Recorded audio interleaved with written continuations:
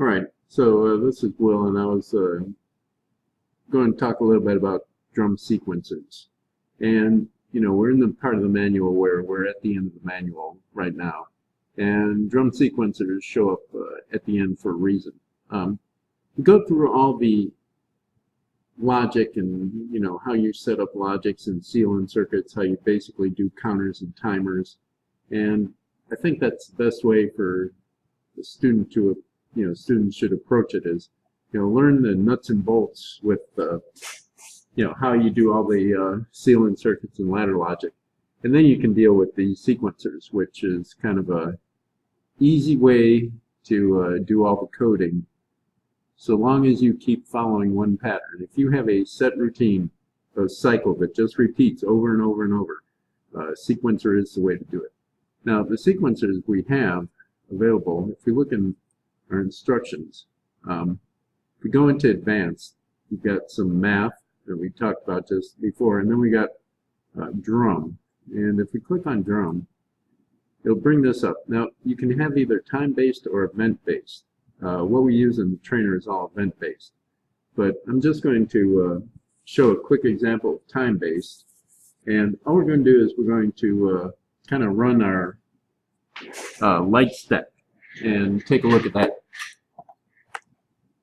So to set this up, we have to grab registers, data registers for some of these functions. So for this, I'm going to say my current step, I'm going to say that's DS3, and I do have some of these coded in before. And for the timer, and for the current elapsed time, and if you pull these down, here's what you can take it from.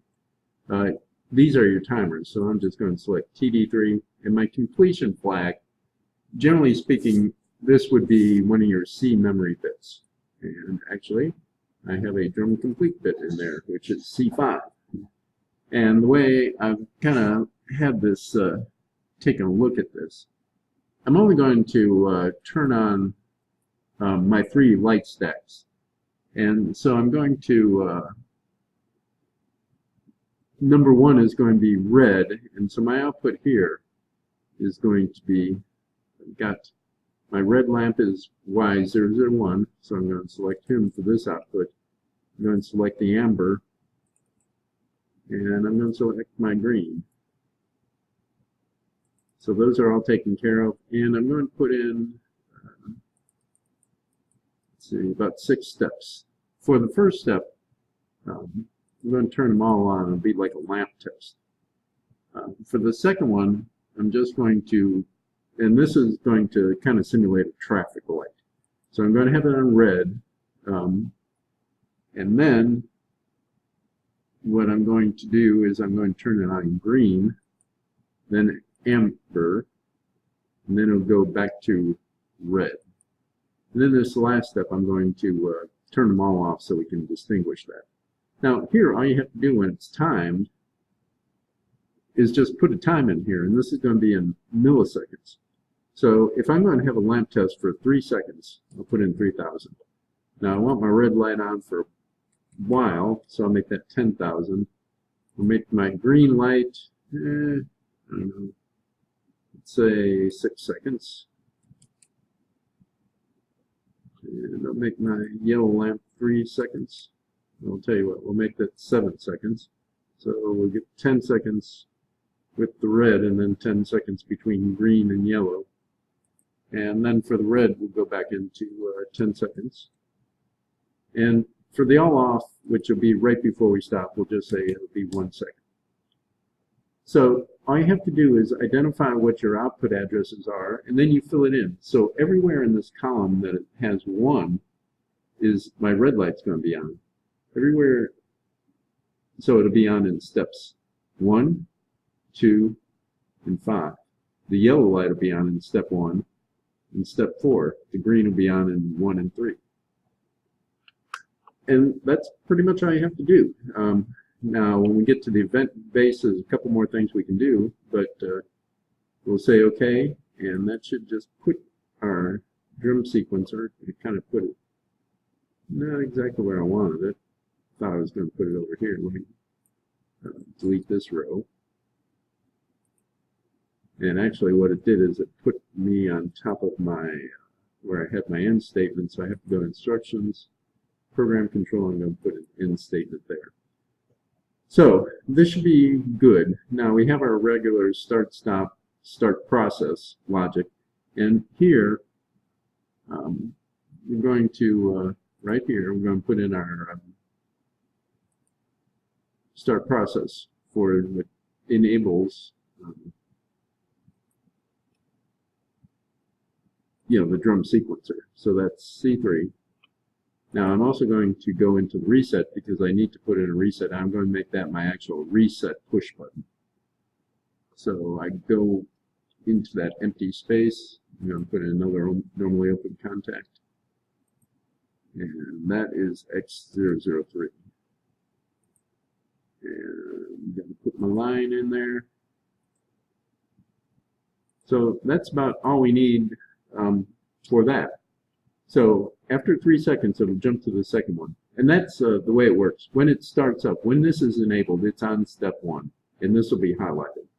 And it'll do that for 3 seconds. And after 3 seconds, it'll move to this for 10 seconds. And 7, 3, 10. And then it'll be complete. When it is complete, we'll see it's complete with this bit will go high. And that'll be it. Now we'll also see what the current step is here, and you can kind of watch the elapsed time. But let's see if we're able to connect with our PLC. Yep. So we'll connect. You don't want to read what was ever in there, which is probably one of our main programs. And we'll write the project in there. And what I'm going to do is I'm just going to show the screen here. And I'm going to stop it for a bit, and then I'm going to turn on my little webcam, and you can watch the actual stack light working as it goes through here. So right now, it's off, so we have to turn this one on. As soon as we hit the start button, this is going to go high, and we'll have a lamp test. All of them will be on, and that'll happen for 3 seconds, and then it'll move on, and you can see, we got our I don't know, that cyan or aqua blue is going to highlight all the way across what step it's on. You can see what step it's on here. So it says current step is on 5.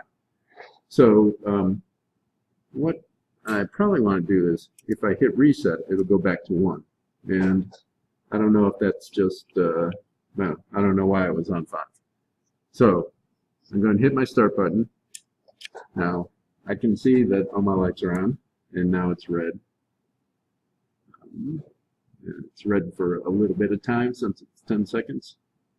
And you can just watch it down here as it, and here you can see the count, so it's at 3 seconds.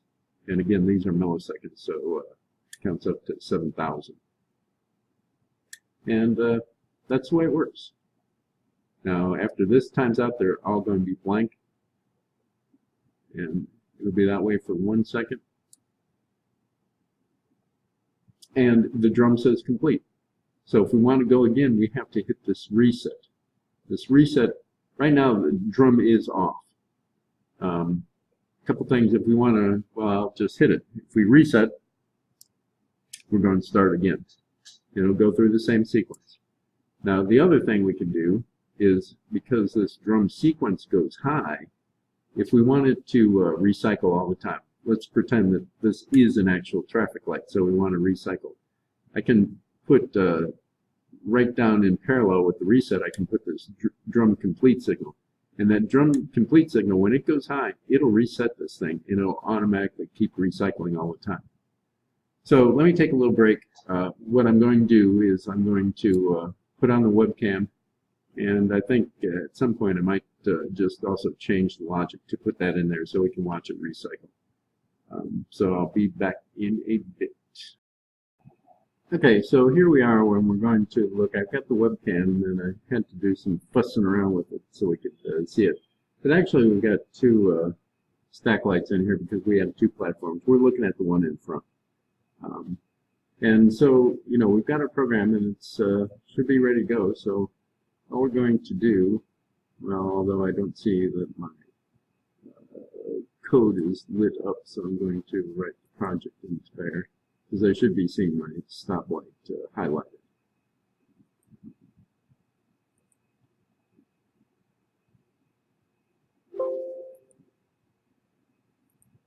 Okay, so now I know that I'm on because I'm there. So again, now we're off and no lights are on.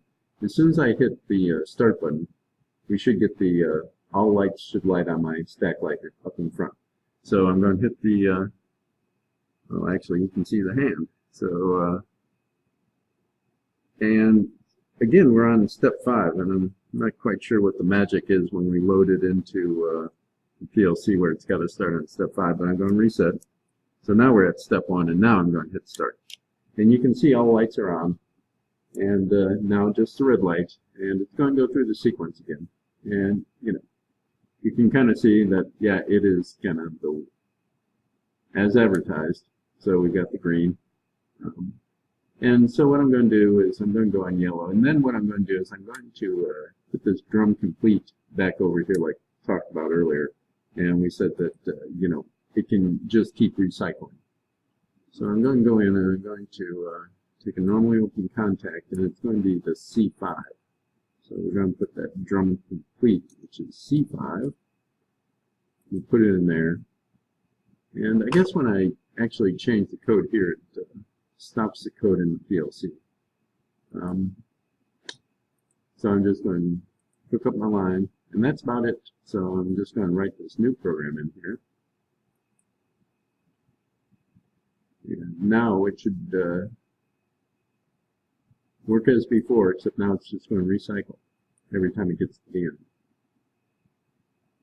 Okay. And, you know, once again, we got it on step 5. Not quite sure why that is. So I'm going to reset it and start it back up. And we're just going to go through this one, and we're going to take a look at it recycling. Now, we're going to make a video on the event timer. And the event timer, we've been looking at it a little bit. You know, we're still pretty early in the semester, but we're going to try to clean up some of our coding. And you know, again, we talked about, you know, you want to do the ladder logic first, and then if you can, if you have a set sequence that goes over and over, you know, you can put it in these sequencers. And we can show you some of the advantages for what the CLICK PLC has with sequences. And it is actually better than something you're going to find with Allen Bradley or Siemens. I mean, as far as ease of use. But when we do it with events, you can see where we're going with this. This is, again, just simulating maybe a traffic light, and you can see that it's just rolling over and over. But we're going to do the events, and we're going to not make the, you know, the timer initialization that we do in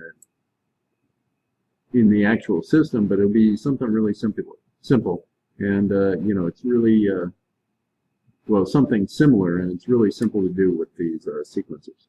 So we'll be back and take a look at that part. You know, with the events is what you want to use with the trainer, because, you know, events happen and then you move from step to step. So, you know, we show this time-based function because it's there and it's available, but, you know, you're going to have to use a little imagination to figure out why you're going to use it in the trainer system. All right, so we'll be back and we'll show you something with the drum sequencer for events.